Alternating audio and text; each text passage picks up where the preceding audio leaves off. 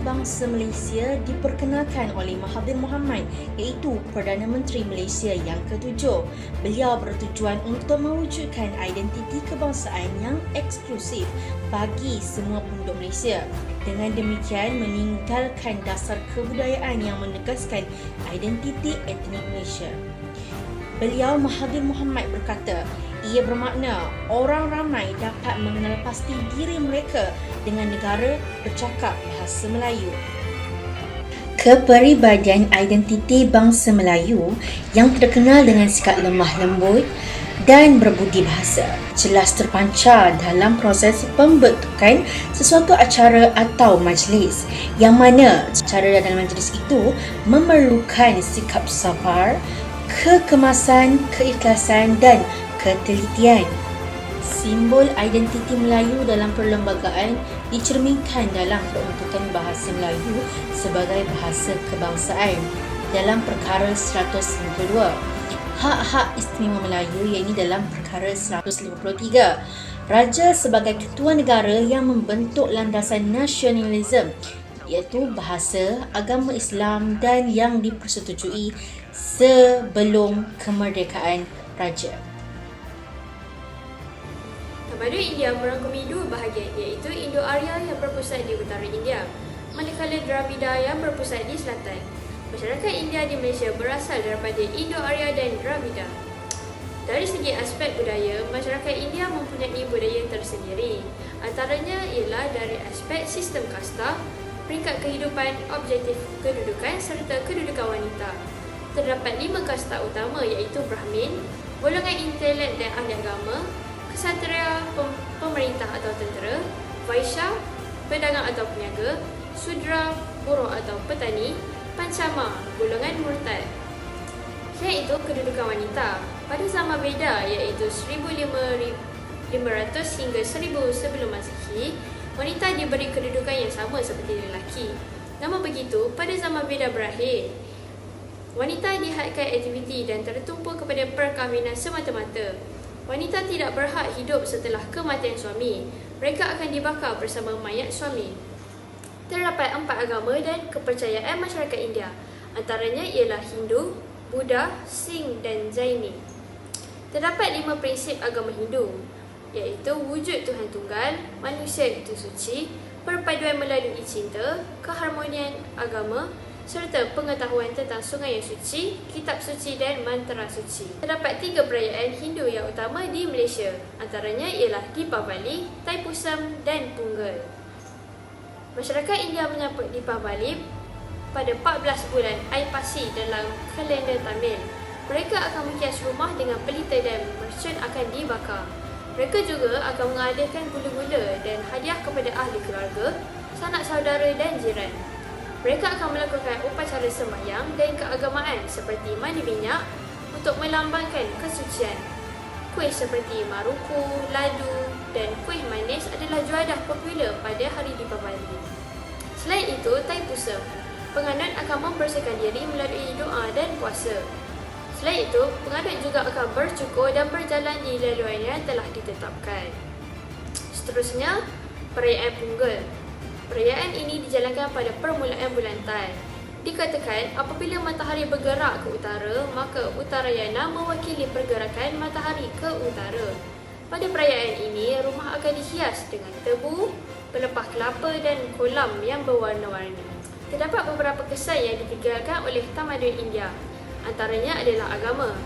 Berlakunya penyebaran agama Hindu dan Buddha yang berasal daripada India, iaitu kuil, candi di Bali, Lembah Bujang dan Sumatera. Selain itu, budaya. Berlaku pengaruh budaya, tradisi Melayu, contohnya warna kuning dan upacara kematian. Selain itu, daripada aspek kesenian, berlakunya elemen spiritual Hindu, contohnya seperti wayang kulit, tarian kuda kepang, seni ukir, seni bina dan seni pertahankan diri. Dan yang terakhir, dari aspek bahasa. Pengaruh Hindu dalam bahasa Sanskrit. Contohnya seperti budaya, budi, warna dan pengaruh epi. Identiti bangsa Cina di Malaysia. Orang Cina Malaysia adalah warga negara Malaysia yang berketurunan bangsa Han. Mereka merupakan kumpulan etnik kedua terbesar di Malaysia selepas kaum Melayu, dan kebanyakan mereka adalah keturunan pendatang berbangsa Han yang datang ke tanah Melayu semasa pemerintahan dinasti Ming sekitar abad ke-15, dinasti Qing dan Republik China. Suku dialek etnik Cina di Malaysia terdiri daripada beberapa suku dialek. Terdapat 6 suku dialek utama iaitu Hokkien, Hakka, Kantonis, Teochew, Hainan dan Fuguo. Adalah terbukti bahawa orang yang tergolong dalam golongan suku dialek tertentu tertumpu dalam bahagian komuniti berbeza di Malaysia. Dari segi pendidikan, Malaysia merupakan satu-satunya negara di dunia yang mempunyai sistem pendidikan Cina yang sistematik selain dari negara China, Taiwan, Hong Kong dan Macau. Bahasa Cina digunakan sebagai bahasa pengantar utama dalam pengajaran dan pemeriksaan sekolah Cina Malaysia, kecuali dalam subjek bahasa Melayu dan bahasa Inggeris.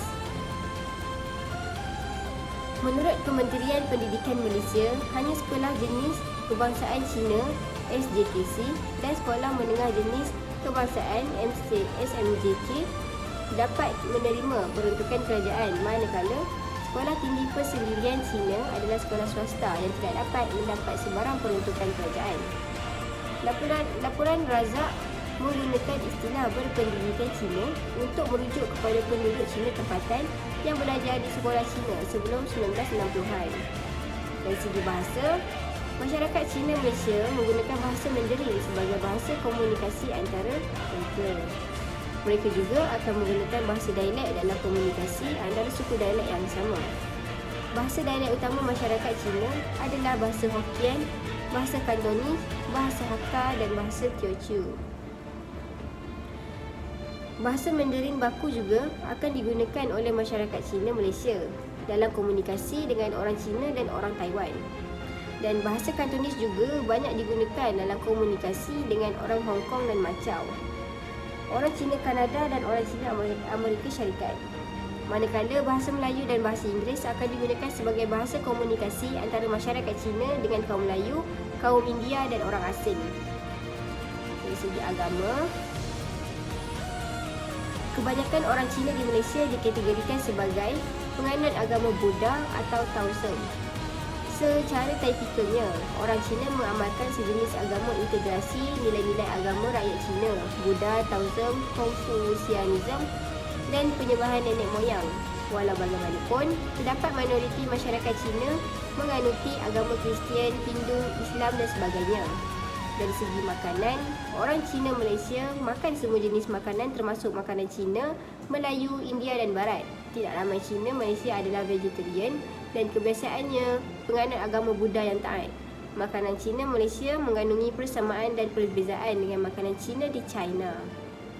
Assalamualaikum warahmatullahi wabarakatuh. Nama saya Muhammad Saiful Najmin bin Zainal. Nombor matrik I20104882. Okey, pada hari ini saya ingin berkongsikan tentang identiti bangsa Malaysia. Antara salah satu ialah tulisan Jawi. Apa itu tulisan Jawi? Tulisan Jawi merupakan tulisan keramat dan lambang peradaban Melayu tapi kini semakin dilupakan. Hakikatnya banyak cerita menarik yang kita boleh dapat berkenaan tulisan Jawi ini. Jadi saya akan berkongsi kepada anda tulisan Jawi adalah identiti bangsa Malaysia. Mari kita lihat fakta-fakta tulisan Jawi yang kita mesti tahu. Yang pertama ialah tulisan Jawi berkembang kerana Islam. Orang-orang Melayu dulu sewaktu kedatangan Islam di Kepulauan Melayu sangat suka dengan agama yang baru sampai kepada mereka ini. Cintanya orang Melayu ini dengan agama Islam sampai mereka tukar tulisan mereka Palapa kepada tulisan Jawi semata-mata untuk lebih faham Al-Quran dan Sunnah. Malah orang Melayu mengenali diri mereka sendiri sebagai orang Jawi. Bangsa Jawi dari tanah Jawi dengan berbahasa Jawi yang bertulisan Jawi. Orang yang guna tulisan Jawi dianggap petanda dia beragama Islam dan dari itu datanglah perkataan baru masuk Jawi atau bersunat untuk orang yang baru masuk Islam. Okey, kita pergi kepada fakta yang kedua ialah tulisan Jawi digunakan hampir 1000 tahun yang lepas. Tulisan Jawi yang paling tua dalam dunia boleh ditemui pada batu bersurat Terengganu iaitu sejak tahun 1303 Masihi lagi. Tulisan Rumi pula baru digunakan selama 50 tahun yang lepas.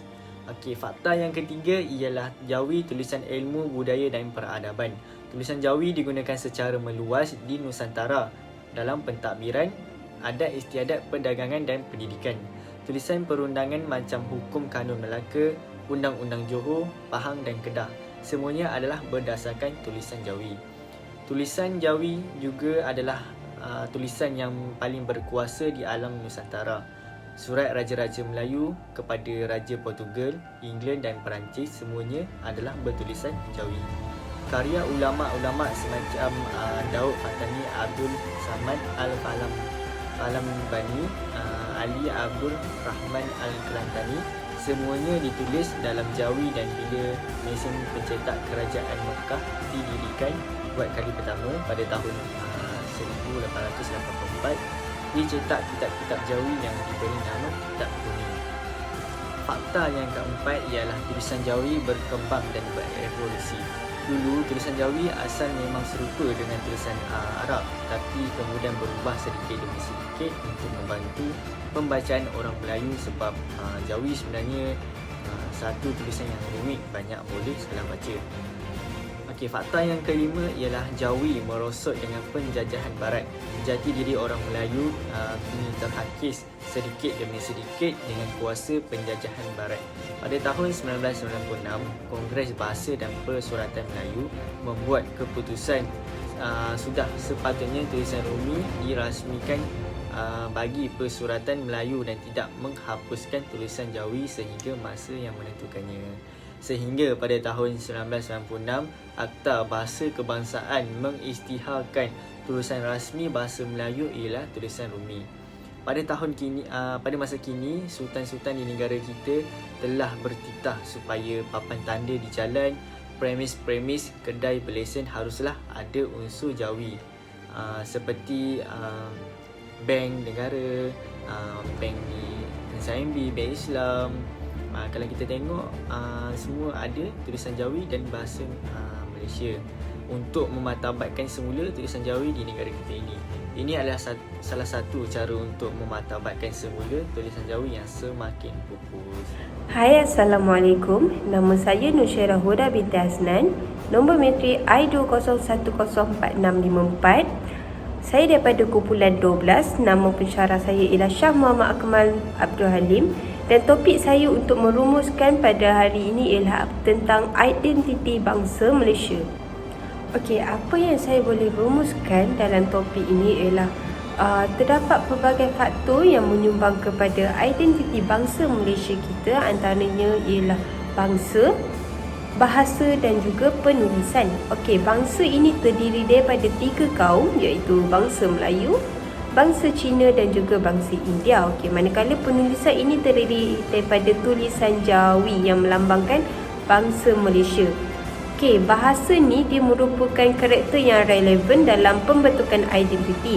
Okey, asas identiti bangsa Malaysia ni adalah bahasa Malaysia ataupun dikenali sebagai bahasa Melayu.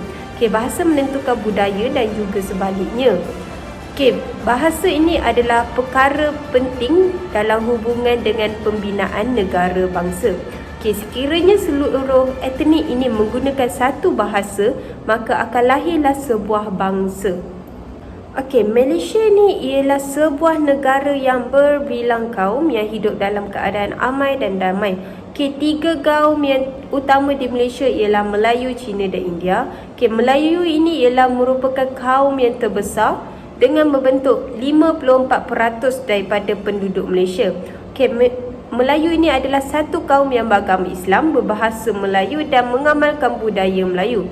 Kaum Melayu ini mempunyai pengaruh yang penting dalam arena politik di Malaysia.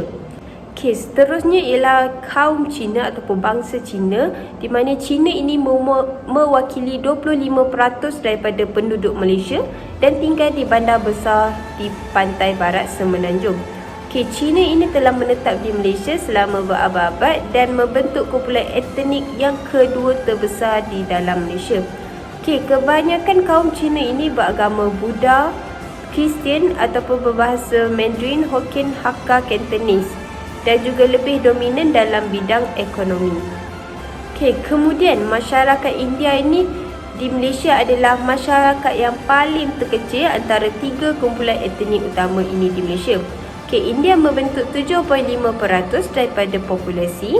Okey, kebanyakan beragama Hindu bertutur dalam bahasa Tamil, Malayalam dan juga Hindi. Okey, selain itu dia terdapat juga kaum Sikh, Serani ataupun Eurasian dan juga kaum Bhumiputra yang lain.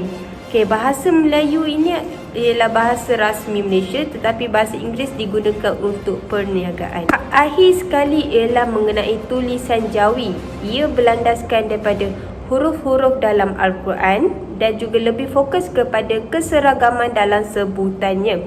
Okey, ianya haruslah disanjung dan juga dipandang tinggi oleh semua orang, lebih-lebih lagi orang Melayu, kerana ianya tidak asing bagi kaum mereka. Okey, sejak daripada kecil lagi, orang Melayu ini telah didedahkan dan juga telah diajar dengan tulisan Jawi melalui pembelajaran mereka dalam bidang Al-Quran. Okey, kita sebagai umat Islam, kita hendaklah berusaha dalam memartabatkan dan juga mengembalikan zaman kegemilangan tulisan Jawi. Okey, tulisan Jawi ni bukan sahaja orang Melayu dan juga orang Islam yang boleh belajar. Kaum lain pun juga boleh belajar turut serta. Okey, janganlah kita pula mengenepikan tulisan Rumi. Biarlah tulisan ini dapat berdiri sama tinggi dengan tulisan Jawi dan juga duduk sama rendah antara satu sama lain. Okey, tulisan Jawi ni dia amat penting untuk kita pelajari dan juga menjadikannya ia sangat penting untuk pada masa kini, kerana tulisan Jawi ini juga dapat mewujudkan identiti bangsa Malaysia. Sekian, terima kasih.